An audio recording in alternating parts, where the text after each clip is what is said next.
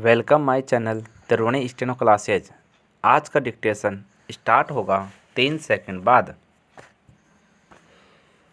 Start. महोदय, अपने नगर एवं आसपास के अनेक विद्यालयों, जिनमें अधिकांश प्राथमिक पाठशालाएं थीं, मैं कुछ माह पूर्व आमंत्रित किया गया। वहाँ मैंने बालकों की चहुमुखी शिक्षा पर अपने विचार व्यक्त किए।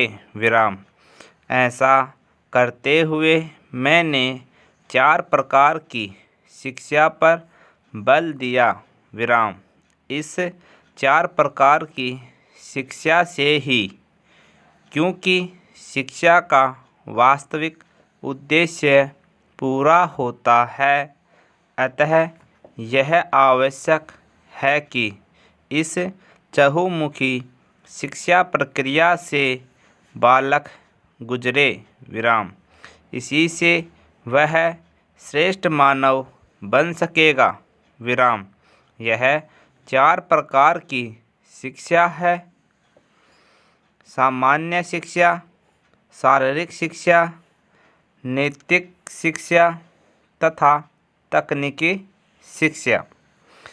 इनमें से अंतिम अर्थात तकनीकी शिक्षा के संबंध में मुझसे कई एक ने प्रश्न किया है।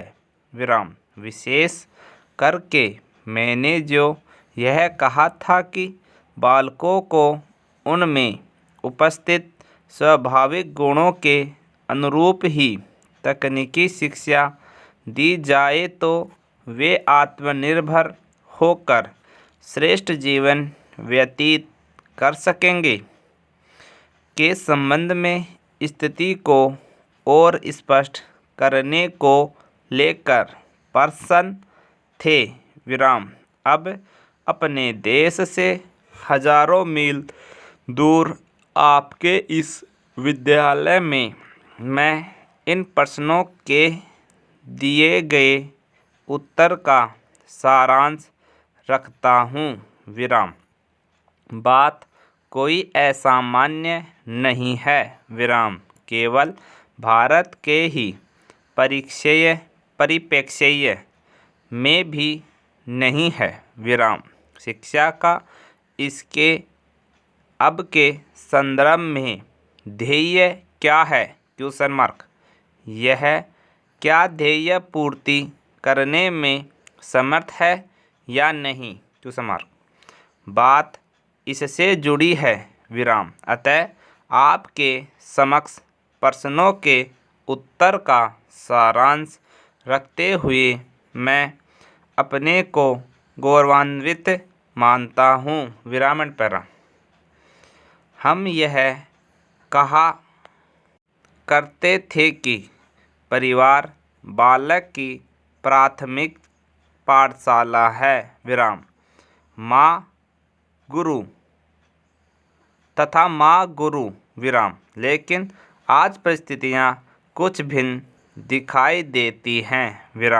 निरंतर विकास की दौड़ अथवा प्रक्रिया में माँ सहित परिवार के दूसरे सदस्यों के पास अब समन्वय भाव है।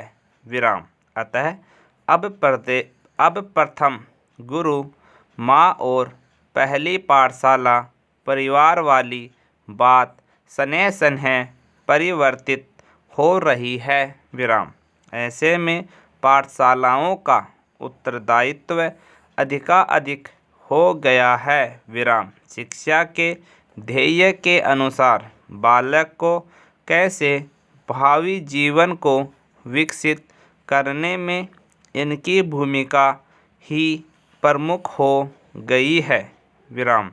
शिक्षा के ध्येय के अनुसार बालक को कैसे भावी मानव बनाना है, यह कार्य इन्हीं का हो गया है।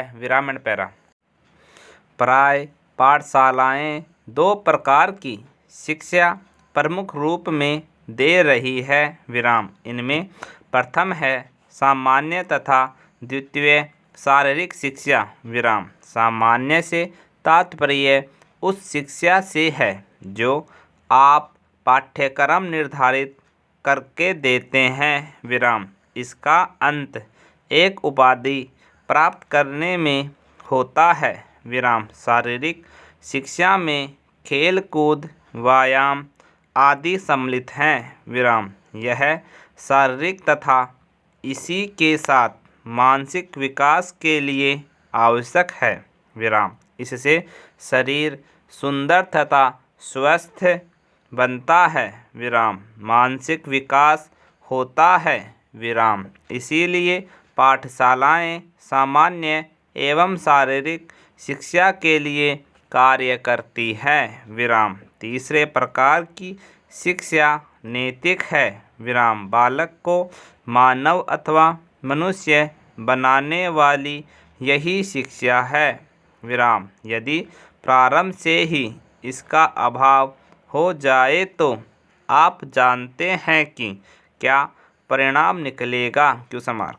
बालक सामान्य शिक्षा प्राप्त कर लेगा विराम। उपाधि अर्जित कर लेगा विराम। शारीरिक रूप में वह विकसित हो जाएगा विराम। वह सुंदर स्वस्थ बलवान तथा विकसित मस्तिष्क वाला होगा विराम एंड कंप्लीट।